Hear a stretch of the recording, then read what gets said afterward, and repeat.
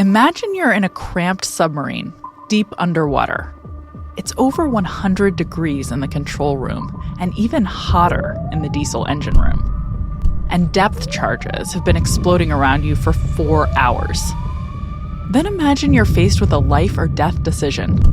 Not just for you, but for the entire world. Can you make the right call? In this episode, we look at how people make decisions under pressure and how stress affects judgment at work, at home, or in the fog of war.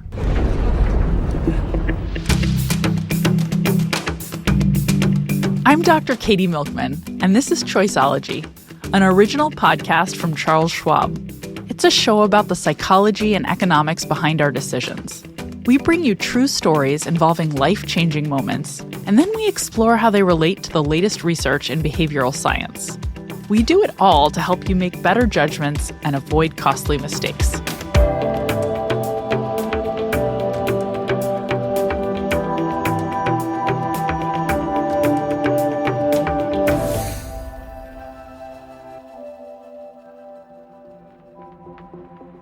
It's not that the intentional strikes were the danger. I think the unintentional, the reaction to unforeseen events, accidental nuclear exchange could have led to a nuclear war. That's Svetlana Savranskaya.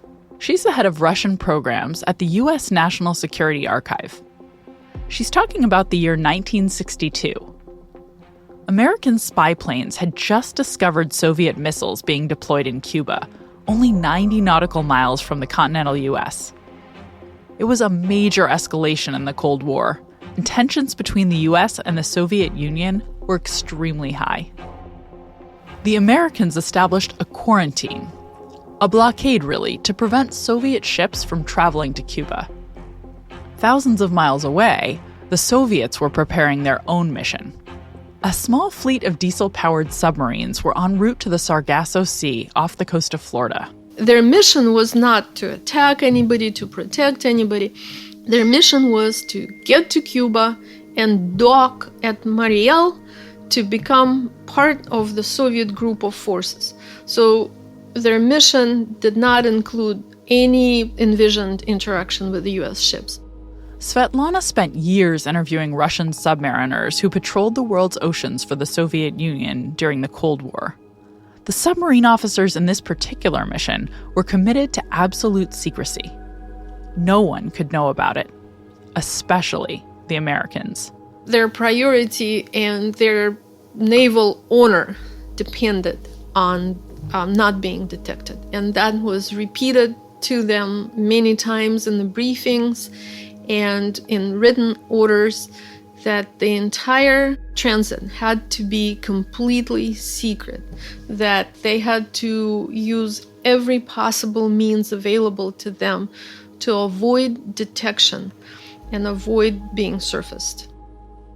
One of the submarines, B-59, was captained by Valentin Savitsky. He had a bit of a reputation. Savitsky, he was seen as an emotional person. The other submariners with whom I talked, they said, well, he was easily provoked. He would get mad at people. He was emotional. They wouldn't say he was unstable, but a lot of people referred to him as, short-tempered.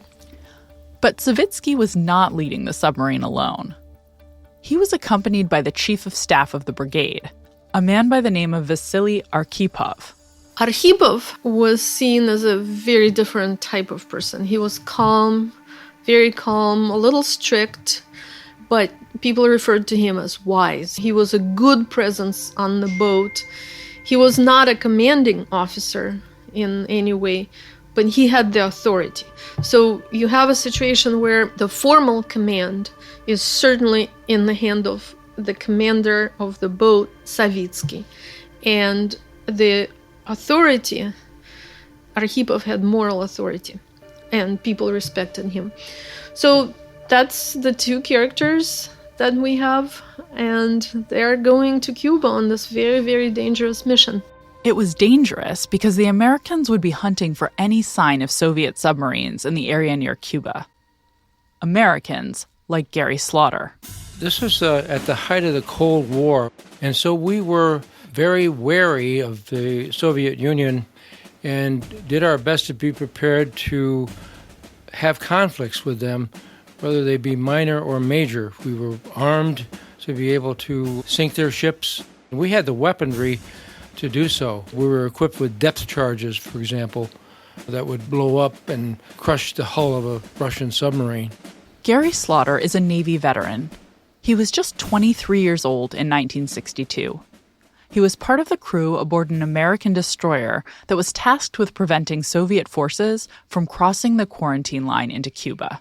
I was commissioned as a naval officer and assigned to the USS Katy, an anti-submarine Navy destroyer, where I served as communications officer and as an officer of the deck for anti-submarine operations. The Katy was a streamlined ship of about 400 feet in length and 30 feet in breadth. We had a crew of about 400 officers and men, and we were equipped with 3-inch and 5-inch artillery cannons to destroy both sea and land targets. And we were also armed with depth charges and torpedoes to attack enemy submarines and also surface ships if we came into conflict. Unbeknownst to the Americans, the Soviet submarines were already on their way. October 27, 1962, started like any other day for Gary and the rest of the crew on board the USS Katy. The weather was clear and warm, and our morale was high because we had just completed a successful 3 weeks of comprehensive training after a shipyard overhaul.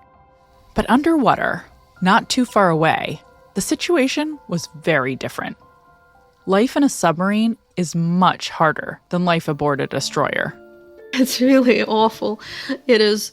The spaces are so tiny, so small, cramped. Even in normal conditions, it is very uncomfortable, very stuffy. And these submarines, as they discovered during their journey, were not equipped to be in the southern waters in very hot temperatures. They were fine in Norwegian Sea, in the Bering Sea, but suddenly they were sent to Sargasso Sea. Temperatures in the submarines reached dangerous levels in these tropical waters. It made life aboard these subs miserable. The temperatures went up to 113 Fahrenheit, right? And that's in the living quarters. In the engine sections of the submarine, they went up to as high as 150 Fahrenheit. And people had heat strokes. It's just hard to imagine how people continued to function. As one of the sailors noted in his diaries, people were falling like flies, meaning they just would collapse from exhaustion and heat and lack of water. And that was the other thing. They did not have air conditioning. They did not have long-term refrigeration. They did not have water cooling system. And their reserves of fresh water were depleted very quickly. They could only have, at the time when they got to Sargasso Sea, they were given 250 grams of water per day, right? So it's a little more than a cup per day. The conditions were extremely stressful. On top of these very trying conditions, Savitsky and Arkhipov received very little information from Moscow while at sea. Essentially, they were kept in the dark. What all the commanders mentioned, kind of laughingly, is that they got all the news about the harvest and none of the news of what actually was going on and the response that the Americans were preparing. Then, things got even worse. The American ships were closing in on submarine B-59, and Savitsky and Arkhipov were not able to surface without giving away their position. And they were stuck in this limbo for several days. They did not have any real information because they were underwater. They could only intercept when they were above the water. right, with antennas up and intercept equipment working. They were not able to surface because they were trying to avoid detection. So they were expecting the worst. The American ship spotted the submarine. Sonar information indicated that it was headed toward Cuba and the quarantine line. The first thing that happened was that we got a sonar contact that we determined was a Russian submarine. If it were an American submarine, they would have come to the surface and acknowledged us and been friendly. But the Russian was trying to evade and avoid us. We were highly equipped to be able to contact a submarine and to sink it if we needed to. We were prepared to use actual depth charges, but we didn't send the highly explosive depth charges down because we wanted to surface the submarine. Instead, Gary and his crew dropped non-destructive, practice depth charges to intimidate the Russians.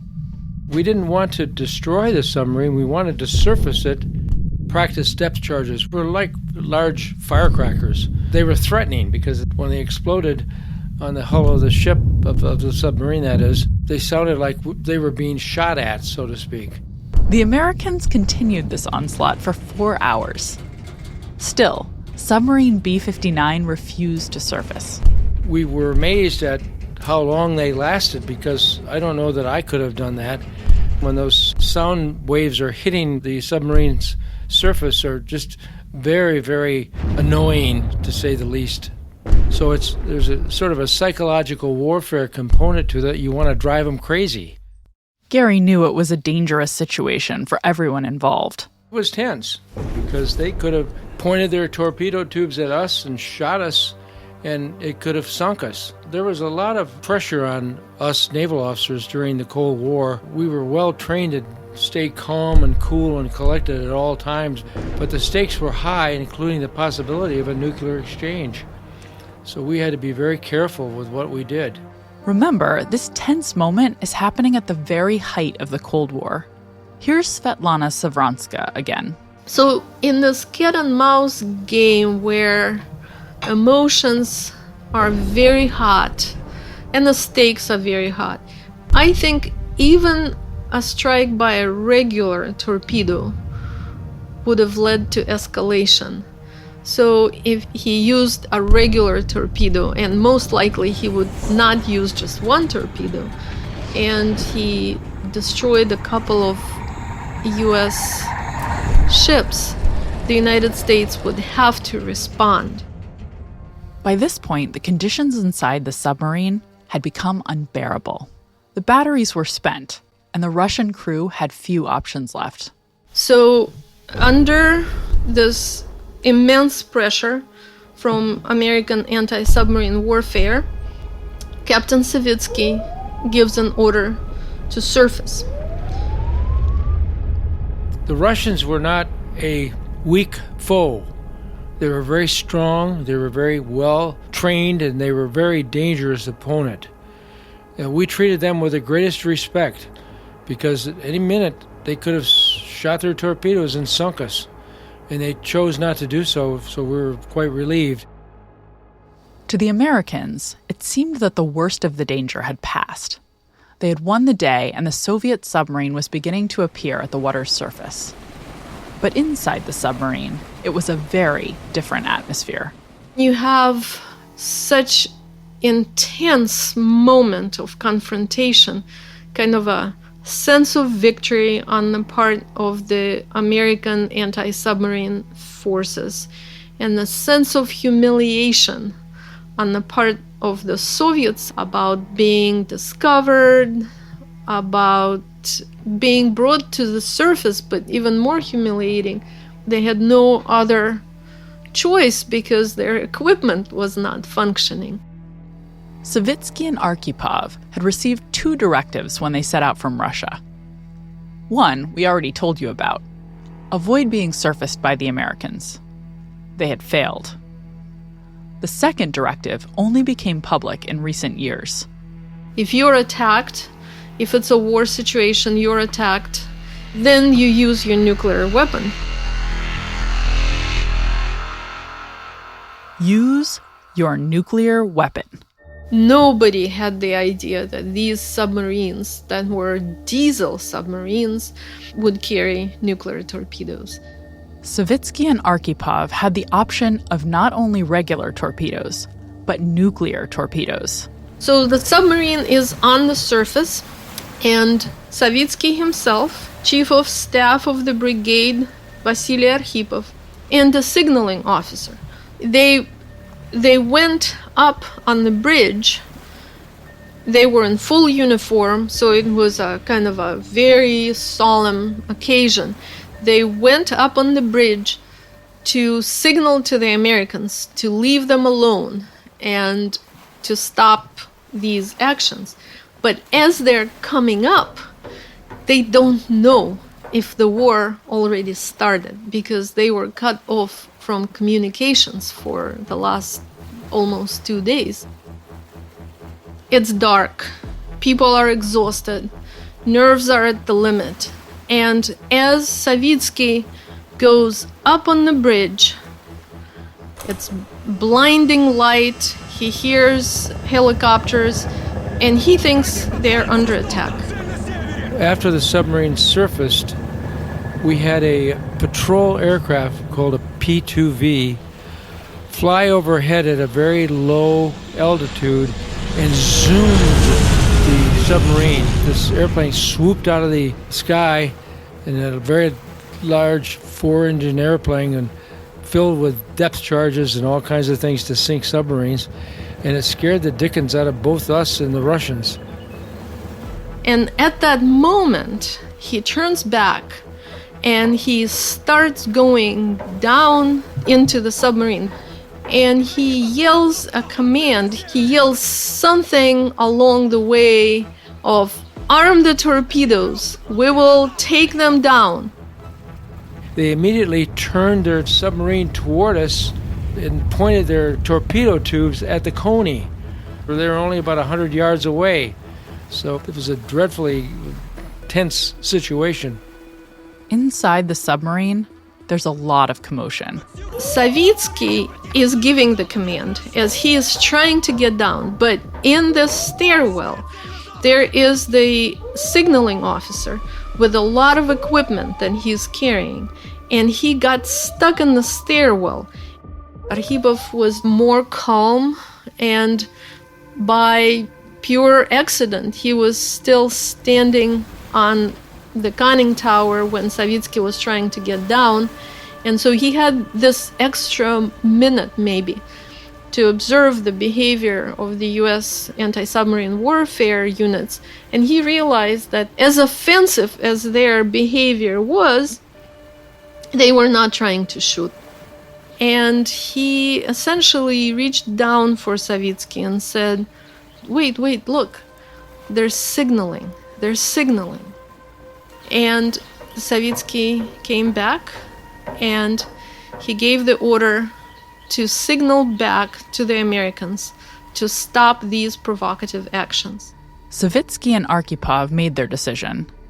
They would not fire their conventional torpedoes on the Americans, nor would they arm their nuclear weapons. If they fired the torpedo and it struck the Coney or any other ship, it would explode like an atomic bomb. We would have been turned to dust.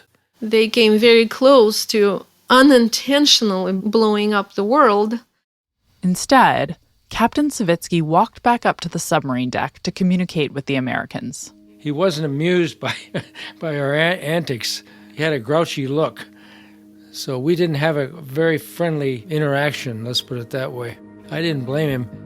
It doesn't seem like it was an intention of either the Soviet side or the American side to have that confrontation. But think about it, just the danger of it, right? If Arkhipov did not have that extra moment standing there in the conning tower and looking at the Americans, or maybe if he didn't have the kind of nerves of steel that he had, we don't know.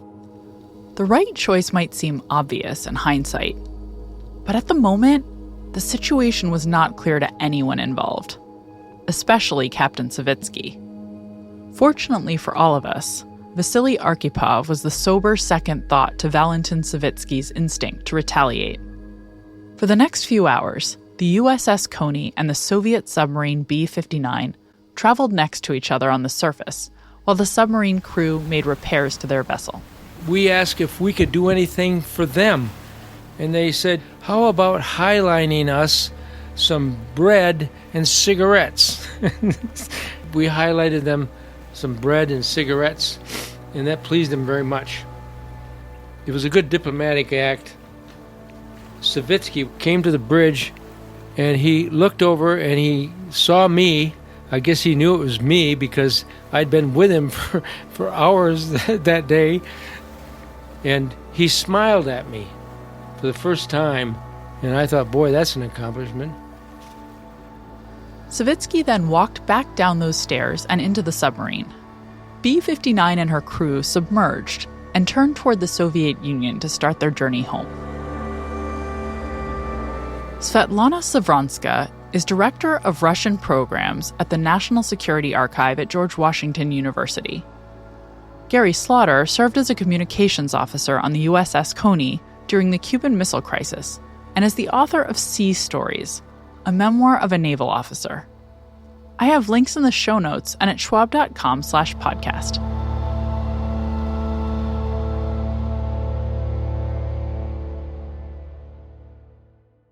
The Cuban Missile Crisis was a close call in many ways, and the stakes couldn't have been higher. This particular confrontation between a Soviet submarine and an American destroyer is notable not only because it could have led to nuclear war, but also because it illustrates how stress can impact our perceptions and our judgment. The crew of submarine B-59 was subjected to punishing conditions and a lack of information that could have easily resulted in serious consequences. The constant barrage of depth charges, the intense heat, and the lack of water all made decision-making extremely difficult. Heat, for instance, makes us quicker to act in anger. And even after the captain was forced to surface the submarine, his misunderstanding about the intentions of a U.S. aircraft nearly sparked a global catastrophe. Savitsky reacted to the stressful situation in anger and chose to take an enormous risk. Most of us will never experience this kind of extreme pressure. Typically, the kinds of decisions we face on a day-to-day basis don't compare to the excruciating choices the Cuban Missile Crisis foisted on members of the armed forces. But we can all relate to situations where stress completely hijacks our judgment. Maybe it's an important speech or musical performance. Maybe it's happened when you were on a tight deadline or you had an important job interview. My next guest is an expert in stress and decision-making. Modupe Akinola is an associate professor at Columbia Business School and host of the TED Business Podcast. Hi, Modupe. Thank you so much for joining me. Hi, Katy. It is such a pleasure to be here. I really want to ask you about one of your favorite research topics, I know, which is stress. And I was hoping you could start by telling us about some of the ways that stress affects our judgments and decisions. So ultimately, stress is a way of preparing us to act. If you think about it, our stress system is intended to prepare us to act, specifically to run away from threatening things. It's an antiquated system. You see a scary thing that might be able to kill you, and you want to run away. You want to have the energy to run away. You have so much that you need in your body. But what happens is that you're so attentive to the threat that it can hijack your mind. And so ultimately, stress can reduce our ability to remember things and increase our desire to run away and to take risks because we want to avoid that life-threatening situation. And now, I said it's antiquated. We had that reaction to life-threatening things, but nowadays, it can feel life-threatening when you're not prepared for a presentation, when the stock market crashes, when you have a test that's coming up. So our stress system is not adapting the way it could. And so it leads us to make these decisions that involve excessive risk-taking or forgetting and laser focus that actually are harmful. yes, your focus is on, is this going to harm me? Instead of thinking about, oh, wait, what is the situation I'm dealing with? What do I have to overcome this situation? So you're more concerned about the negative and the loss of things than you are about the upsides. And so that's one of the challenges in terms of stress. And I know you've studied the physiology of stress as well. And I'm wondering if you could talk a little bit about why this happens, what's going on that leads it to cloud our judgment in these ways. Yes. So, as I mentioned earlier, your stress system is based on your body preparing to act. And what does your body need? It needs energy. It needs cortisol. It needs adrenaline. It needs these hormones that course through your system when you are experiencing something that's demanding. But the problem with that is that this threat and your body feeling like, oh my gosh, I need what it takes is heightened. And all other functions that are not necessary are turned off. So you don't need to think about digestion. You don't need to think about reproduction. Instead, your system that says, give me the energy to run away, give me the energy that I need is activated. And because of those heightened hormones and other functions, that can have an implication for our memories. It can have an implication for our other functions like cardiovascular reactivity and things like that. Could you tell me about a favorite research study that shows how stress affects our decisions at work? So it's funny because a lot of my research, I talk about how we think differently about stress.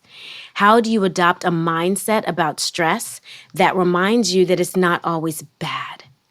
We have all been in situations where we've risen to the occasion under stress.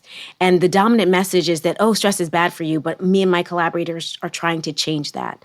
And so one of my favorite studies highlights that when you have a stress is enhancing mindset, in other words, when you realize and you remember that stress can be beneficial for your health, it can be beneficial for your productivity, it can be beneficial for performance. When people have a stress is enhancing mindset relative to a stress is debilitating mindset, like that stress makes us sick, stress is bad for us, that can lead to positive outcomes like greater creativity. That's one of the benefits of a stress is enhancing mindset, like the desire to seek feedback. One of those studies that my collaborator Aaliyah Crum and I ran is one of my favorites because it does show that we don't always have to think about stress in this negative way. How did you get interested in stress in the first place? I like to say that I came from a family of stressed out people. Mom, I love you. You know I do. But, as immigrants, my parents came to the States in the late 60s, and there were lots of stressors of being a newcomer to a new country, a new world. And those worries kind of persist. And growing up, I feel like I felt and experienced a lot of that. I also went to a school that was really, really educationally challenging. So that was a stressful environment. Same thing with college. And then when I graduated from college, I was at a consulting firm, which was stressful, constant demands, lots of travel, demanding clients. And I felt like every environment I was in, people seemed stressed. But one thing I realized from my own journey and also from my experience at the consulting firm was that some people would really thrive under that stress and other people would buckle under it. And so I became really interested in trying to understand the conditions under which you can benefit from stress and the conditions under which stress can be debilitating. And so that's what got me interested in this topic. Research is me search. So some of that, but also watching others really struggle through their stress. Do you have any favorite classic findings from the literature on stress that illustrate ways in which it can be harmful? Because I know your perspective is sort of trying to focus on how to use it as a source of enhancement. But I know our listeners will also be interested in when can it trip you up? What are the kinds of decisions you might not want to make if you can possibly avoid it under stress? Yeah. Decisions that relate to taking risk. Because again, stress makes you have tunnel vision, which means that your system 1 is activated. I know you've talked about that on this podcast versus system 2 being able to override through rational thinking. So I think some of it is narrowing your focus, which affects your decision making negatively. I've done some work where I found that police officers were more attentive to threats when they were under stress. So you're going to be looking more towards negative things, so attentionally focused towards negative versus positive things. I've also found in some of my work that when you have a stresses-enhancing mindset, you can actually see more of the happy faces in something versus the sad faces. So these are some ways in which you might make a decision that is actually not the best for you because you're thinking of all the negatives that can arise versus thinking about some of the positives of that outcomes of that decision. That's really interesting. And for listeners who are new to the show, just so folks know, the system one is this idea that we have an immediate, intuitive sort of gut reaction to many situations that's not deeply thought out. And that's your system one. It's one because it comes online first. And system two is this more deep processing that we do when we do long algebra or contemplate the costs and benefits of a choice. So it comes on later and it gives us that more thoughtful, reflective reaction. So really interesting to think about this in that context. And also to that point, I mentioned earlier this idea that stress can affect your memory.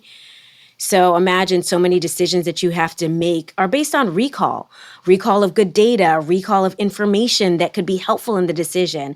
But if your cortisol levels are super high and that is influencing your ability to kind of think through things rationally, then your memory will not be what it needs to be to make the best decision.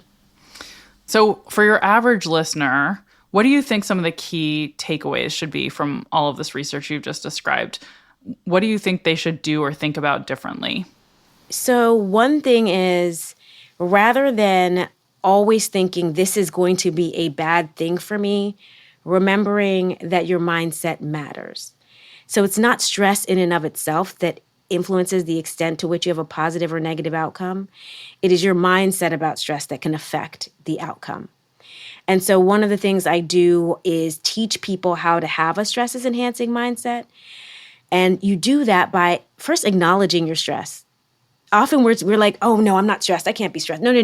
And you're avoiding it. No, this is the reality of our lives. There are stressful things that are happening. So acknowledge it. Also then welcoming it. Like, well, why am I stressed? And let me think about other situations in my life where I was stressed and a positive outcome ensued. But then also thinking about how you can utilize it. How can you use that kind of tunnel vision and focus in a way that will get you the outcome you desire? So those are a couple of ways that I try to teach people to think about stress. It's not just about, being in a Zen state and exercising and all that. Yes, there are ways to reduce your stress, but it's really about saying, in light of the stress I'm feeling, what resources do I have to overcome it, and channeling those resources. I love that advice because it feels very positive and it feels like something we can all actually work with. And I'm curious, it may be that you just take that advice in your own life, but I'm curious what you do differently as a result of spending a couple of decades researching this topic that you didn't do before. Well, one thing is I really do try to find time to just still my mind. For me, it's in the morning. I will always take time in the morning to just sit and be present so that I have this space to at least figure out, okay, well, what is stressful for me today? What do I want out of this day? We're always rushing from thing to thing that we don't even take a moment to pause. And if we don't take a moment to pause, then we don't know what is really going to affect us in our environment. And so that helps me in acknowledging what I'm stressed out about, what I'm nervous about, and then figuring out what I need. I often ask myself, well, what do I need today? Do I need to talk to a friend? Do I need to go for a run? Do I need to take a break? Do I need to go to sleep? And we often forget to ask ourselves, what do we need in this moment? And I think that is one of the best questions I've learned to ask as a result of doing this research. I love that answer. It also gels really nicely with something I often talk to my students about when I'm teaching them how to make better decisions, which is the idea that you're not always decision ready, that there are some states when if you try to make a high stakes decision in that state, you are more likely to make a mistake. And if you can be more attuned to what state you're in, when you have the luxury of time or the luxury to pass a decision baton to someone else in your organization who's in a better state, that can be really valuable. Oh, I love that. Also, because it reminds me of some of the decision making we do in my division at Columbia Business School. When we're doing hiring, we have a staged process where we don't make the decision the day that we're having the discussion. We always wait till the next day, the next afternoon to actually vote, because it allows us to say, okay, well, what was I thinking then? Gives you time to reflect and hopefully helps you make a better decision that next day. And I think that process is one we should think about in many different aspects of our lives. I love that. I think that's a great place to wrap. Thank you so much for taking the time to talk with me today, Modupe. This was wonderful. Katy, I love talking to you, so this was wonderful for me too. Thank you for having me on. Modupe Akinola is an associate professor of management at Columbia Business School and director at the Sanford C. Bernstein & Co. Center for Leadership and Ethics, as well as host of the TED Business Podcast. You can find a link to her paper on optimizing stress in the show notes and at schwab.com/podcast.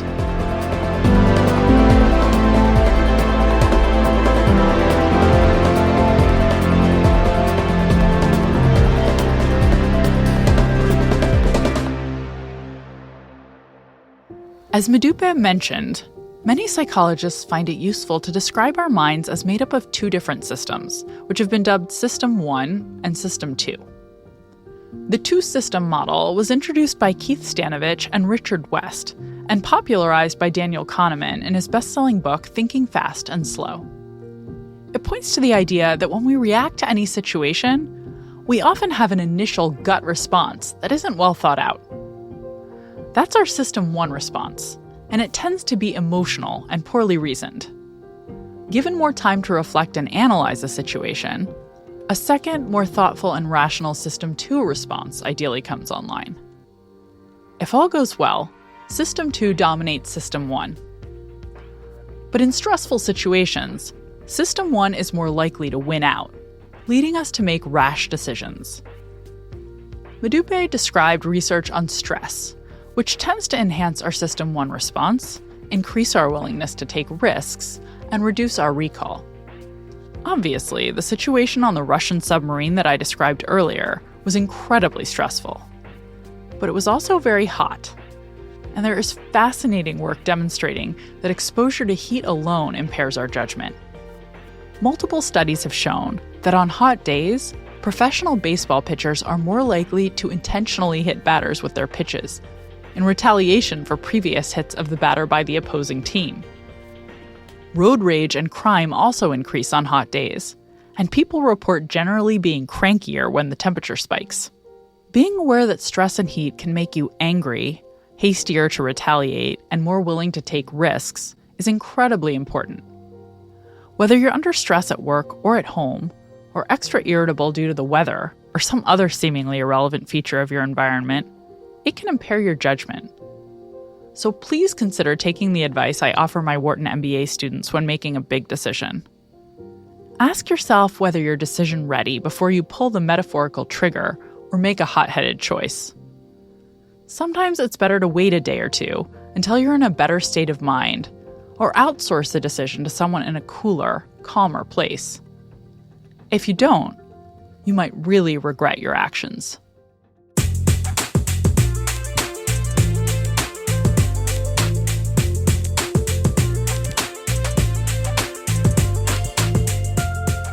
You've been listening to Choiceology, an original podcast from Charles Schwab. If you've enjoyed the show, we'd be really grateful if you'd leave us a review on Apple Podcasts. You can also follow us for free in your favorite podcasting app. And if you want more of the kinds of insights we bring you on Choiceology about how to improve your decisions, you can order my book, How to Change, or sign up for my monthly newsletter, Milkman Delivers, at katymilkman.com/newsletter. That's it for this season, but there will be new episodes for you in the late summer. Hope you'll join me then.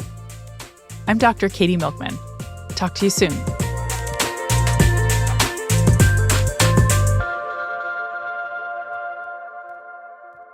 For important disclosures, see the show notes or visit schwab.com/podcast.